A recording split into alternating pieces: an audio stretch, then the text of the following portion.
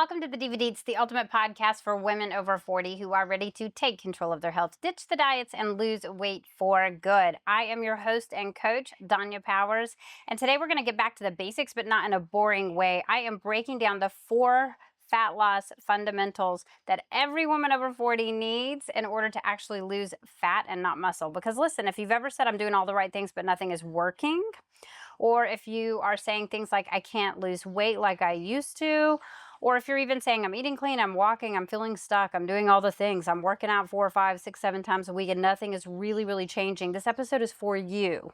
So I want you to tune in, lace up your sneakers, grab some water, whatever it is that you need to do, and let's get right into this. I'm not going to sugarcoat it. There's some hard truths out there, and it's hard to know that we are actually walking through change and that our bodies are dealing with some change, but there's also a lot of hope. So let's talk about what actually works. It's so important that you understand that you're not lost in this. You are going to be able to change your body. You are going to be able to change things. And what we've got to stop pretending is that we're just aging, when really it's not just aging. We're aging. Well, I mean, what's the opposite of aging? Not alive, right? So we want to age. So just aging is not the problem. The strategy is. So we just have a strategy problem. That's not a big deal. Let's start. We're going back to fundamentals here. Let's start with the most important one. And that is probably the most overlooked. You hear it, but are you changing it? And you could probably say it without me even saying it. And that's, you're not getting enough protein. You're just not getting enough protein. Not even close. I just signed up a lady. She is 63 and she ran me through her day of food. I would say 99% of the time when we get to the end of the call where we're trying to see if they're a fit for my program, one of the things that I'm saying is, you're massively under eating. Women are always shocked by this because our brains are wired that less is better.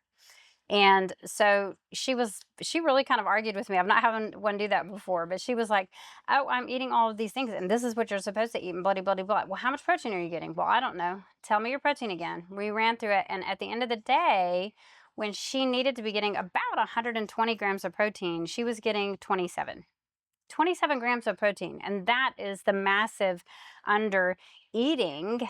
And we needed her to hit her targets. We need her to hit her targets in order for change to happen. The beautiful thing is she's been on my program for 2 weeks.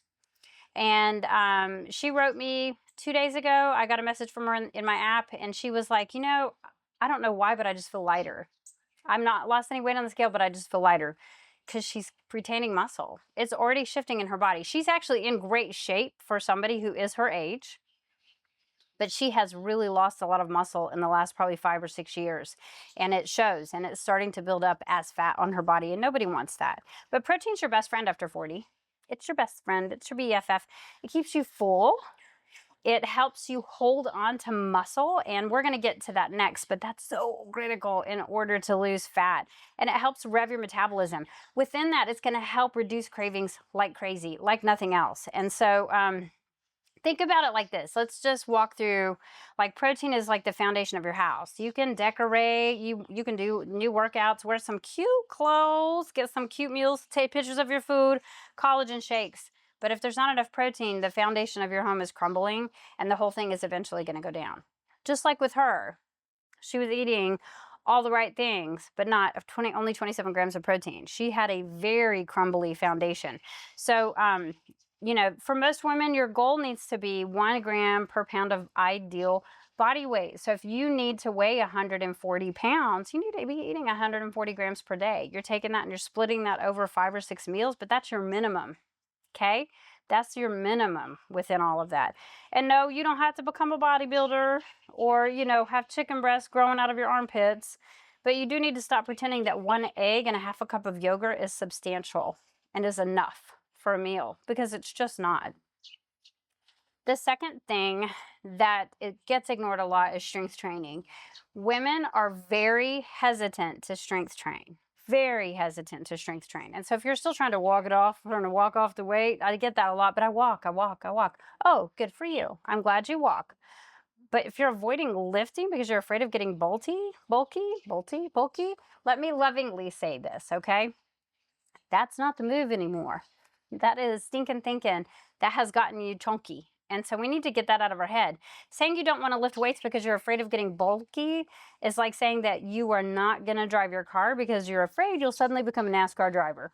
You know what I mean? There's no logic to it. Saying you're afraid of being bulky is like saying that you're not going to pick up a book because you might accidentally become a brain surgeon. It makes no sense. You're not going to accidentally become bulky. You're not going to accidentally become someone who is, just going to be a huge bodybuilder on stage. I mean, it takes a lot more intention. It takes a lot more intensity. And it takes time to build muscle like that. So that is not what we're doing. And trust me, your 3 times a week of strength training aren't going to do it. They're going to help you tone and tighten. They're going to help you finally get your metabolism working for you, but they're not going to accidentally land you on stage with some massive traps and biceps winning trophies. Does that make sense? So you're not going to just turn into a bulky person. That is a lot of effort. And we're too old for that, right? So after 40, muscle is your metabolism. With each bit of muscle that leaves your body, bye-bye metabolism. And we don't want that. That is not what we want for our lives. You don't get to build a muscle. You don't get to just acquire muscle and muscle come on you. You have to build a muscle. And in order to look toned, which is I want to look toned. Well, what you're saying to me is you want muscle. And that's what you want. You build muscle not just to look toned, but you build muscle to burn calories at rest. While we're sitting here talking on this podcast, I'm probably going to burn an extra 500 calories just sitting here. Why? Because I focused this week, got all 3 of my strength training workouts, and I am always looking to put on muscle. And I'm always looking at my muscles, like I'd be like all proud of them and stuff, because woohoo, it's an effort. It's hard to put on muscle at this age. Muscle also helps us stay strong. It helps us stay mobile, being able to get up and down out of furniture. How many of your grandparents have you helped out of chairs or elderly people? Independence. That same grandparent gets stuck on the toilet. That's embarrassing. That's very embarrassing. You actually want to reshape your body. I know you do. I know we're all still women looking for that Coke bottle shape. I have a really great friend she's not like my best friend in the whole world, but she is somebody that I have mad respect for. She is the fitness unicorn on Instagram. I can't say enough good things about her. Everything is purple in her world. She has purple hair. She is tall. She is a tall drink of water. Now, granted, I'm really short, so everybody's tall. But she was amazing. Her name is Maureen. She is from Australia. She's originally from Germany, but she lives in Australia. And somebody posted on her, I loved the reel that she just did. Somebody posted on her page like, nobody wants to look like a man. I'll keep my curves. Thank you very much. And her response was so beautiful because first of all, Maureen has like the softest, sweetest voice. She is the kindest human being I've ever met in my life. I mean, she's just super, always smiling, always finding the sunny side of things. And it was really fun to get to know her and her bazillions of followers, right? But her response was just very sweet. And she was like, it's more important to me to be able to function in my life and feel strong than it is to, not have muscles. Because it's not about looking like a man, it's about feeling like who you are in your own skin. Now, granted, she's been training for like 16 or 17 years pretty heavily, and she has different goals than some of us do. So I'm not probably ever going to look like Maureen. She's got a great fizz. I don't have the same setup as her. I am kind of a short, curvy girl by nature, but we're still fighting for the same thing. If I jumped out and, got tattoos and purple hair and had all kinds of muscles, you would be proud of me too, because I would be proud of me, right? So it's all about knowing what you want. And what you're wanting is not to have purple hair and muscles per se, like Maureen, but you're wanting, like Maureen, to feel strong, live longer, have virility, feel good, libido's good. All the things are good because you're taking care of yourself. And so that's important. You're actually reshaping not just your body, but your entire spirit, who you are. So my client Mandy Kay was a really great example of this. And I also worked with her mother, Dawn. They finally started lifting. And that was one thing when I first started working with Mandy, which if you're listening to this on audio, you can't see, but she had that pregnant belly that happens to so many of us with going through perimenopause, menopause, where she had just really packed on some serious visceral fat through her belly. She was in her mid-40s, Dawn was in her 70s, and they both started losing all of their fat. Dawn did not have as big of a belly as Mandy, but as a 70-year-old, she had depleted all of her muscle. And when I first started working with her, she had been living on about 1,000 calories a day. And she's an active grandmother. She's all over the place. She even started like a brand new career and everything now because she has so much energy. But Mandy I really had to talk to about setting up her food. But then once she got it, man, she latched onto it. And I love sharing her picture. I actually shared it yesterday on my Instagram because she has graduated out of my program since. But that kind of fat is so scary. That kind of fat is so terrifying. And it's embarrassing, to have people come up and be like, when are you due? And that would happen to her all the time because she is short like me, but she's a little bitty kind of naturally slim hipped, broad shoulders. And so they have a tendency to become very apple shaped when that happens, right?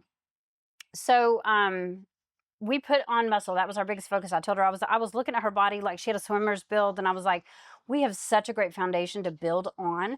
You could tell that Mandy had worked out in her past. Her body had some pretty good, foundational structure to it. We just had a lot of extra visceral storage of fat. And she did amazing. She did absolutely amazing. I don't want to mess up her stats. I'm going to read them, but she lost inches. She went down 21 pounds. She lost 4% body fat. And for her, that was the same thing as 16 very large grapefruits coming off of her body. Over 20 inches, 6 of that was her belly. 6 inches, 6. So imagine, pregnancy wise, that's about what it drops after you have a baby, is about 6 to 10 inches. And so that was a whole pregnancy that she, ended after coming into my program. And she didn't accidentally become a bodybuilder. What? She's not on stage winning trophies with, traps and mad biceps. She's not. She's a mom. She's got beautiful, beautiful kids. She has some adults, and she's got a mixture of at home, but she's, looking at empty nests in the near future. She became energized. She became a better mama. She became a better wife, and she felt good in her skin again. And you could see it. You could see it and feel it when you were around her. And it's the same for Dawn. Dawn she lost weight like crazy, and she would always come to me and be like, I keep trying to tell my friends they need to eat food, and they just don't believe me. And I was like, well, think about how hard pressed it was for me to convince you to eat food. You all have the same brainwashing. 60-year-olds, some of them consider themselves Generation X, some of them consider themselves boomers, but that generation, we hardcore got hit about cut your calories, cut your calories, cut your calories, eat less, move more, eat less, move more. And that's just burned into your brain. And you don't realize that you're starving your entire set of muscles. It has to leave because you're not giving it enough food. And so it's so important that you get your strength training workouts. It doesn't have to be like a ton of workouts. We're looking at 3 to 4 strength training workouts a week, because muscle's kind of like your best friend with bail money. That's the one that shows up and goes, I've got the shovel, where are we burying the body? And that's muscle for you. It always has your back. It's always going to serve you. When everything else falls apart, trust me, you're going to want it around. That is the friend you want around, is muscle. So stop fearing dumbbells and get on 3 to 4 strength training sessions a week. Even body weight sessions. You don't have to have a bunch of dumbbells. The dumbbells are great to have some additional weight to pick up. Think about being able to pick stuff up. Think about being able to open jars. That stuff leaves us if we're not paying attention. Your grip strength is directly correlated to your heart strength. So if you have a really weak grip strength, guess what's getting weak? We don't want that. We don't want that. We want you here with us. So this one's not sexy. Not that the others were super sexy, but this might be blocking your results the most. And I say this because this is what was probably blocking mine the most, to be honest with you. Not to mention the fact that I was not eating enough food. I was on a 1,200 calorie day diet. So keep that in mind. Looking back, I know how badly I was starving my body. But your body may not be responding to food and workouts because it's responding to your life. And that's chronic stress. Chronic stress is stress that we can't get out from under. Chronic stress equals inflammation. Inflammation equals water retention. Inflammation equals cravings. Inflammation equals fatigue. Inflammation equals stalled fat loss and storage of fat. Okay? Poor sleep equals a lot of things, including the chronic stress, but the biggest thing it does is hormone chaos. If you are not getting good sleep, if you have not figured out how to get good sleep, you are looking at likely dealing with hormonal ups and downs that you can't get under control no matter what's going on. So there's a lot that goes into chronic stress. When I had my biggest menopausal weight gain, it was probably the highest cortisol time of my life. I've told this story a million times, but just in case you haven't heard it, I was teaching 15 to 17 group fitness classes a week.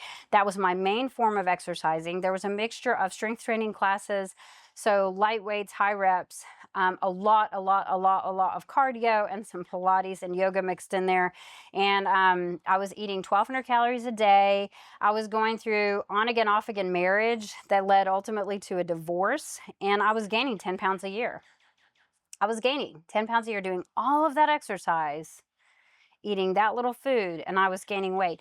And I've had a lot of coaches be like, oh, you were secretly binging. Oh, you were this. Oh, you were that. No, I really wasn't. I just was in a fat storage.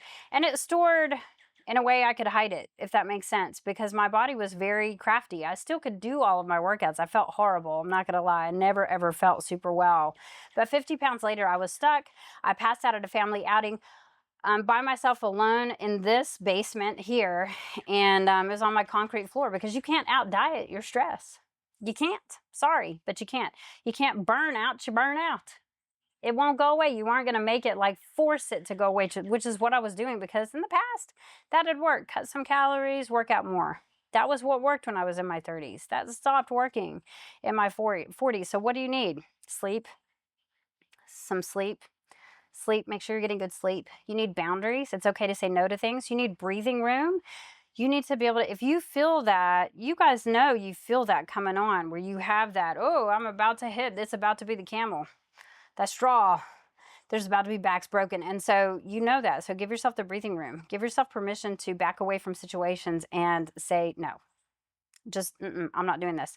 Because you do not, there's no need for you to feel that anguish. Let that moment pass, then go readdress whatever's going on. But give yourself that breathing room.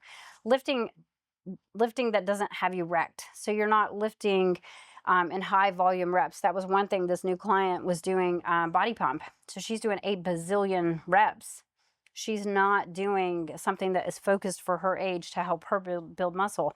There's a point in time when you hit like burning with reps that you start burning muscle. You're not building it anymore. You're burning it off. And so if you are somebody that does body pump all the time and you are starting to gain, especially belly fat, it is a high cortisol workout for you. It is no longer serving your body. So there's a couple of things that you can do, but the biggest thing you need to do is pull back from it and try to put on some muscle. And Kathy G is a great example of that. Kathy lost her 19 pounds and 22 inches. I think 4 or 5, maybe even 6 inches of that is her belly alone. And the only thing we did was pull her out of body pump classes and put her into some weightlifting workouts. Simple, nothing crazy hard, but lifting some heavier weight, a lot less reps. And that's how we helped get her down.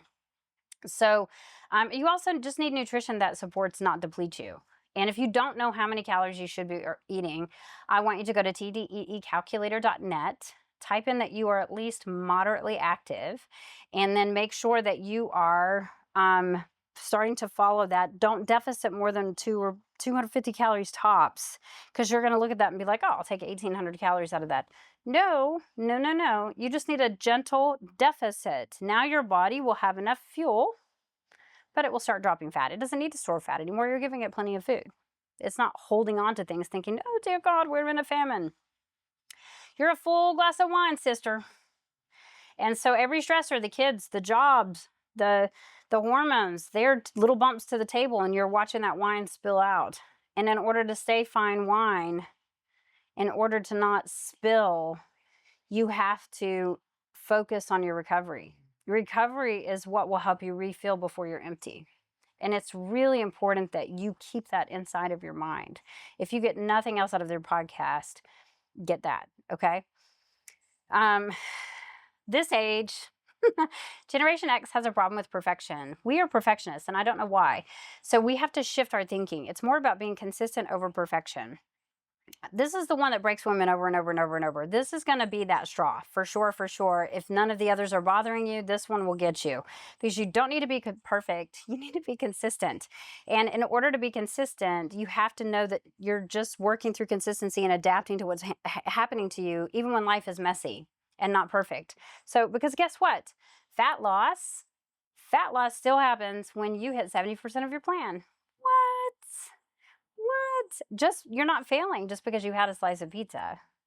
you're not failing because you missed one workout. It's not going to undo 3 weeks of progress. So the queen of consistency in my world is Michelle, or the queen of the inconsistency in my world is Michelle, because for a long time she was just the queen of inconsistency. Now she's the queen of 70%. And you know what? That works really well for her.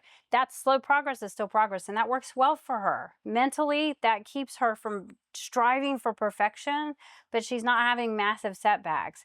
And that looks different for every single person. But for Michelle, that looks like she has 2 or 3, off-plan meals, happy meals, joy meals over the weekend, and a couple of adult beverages, right?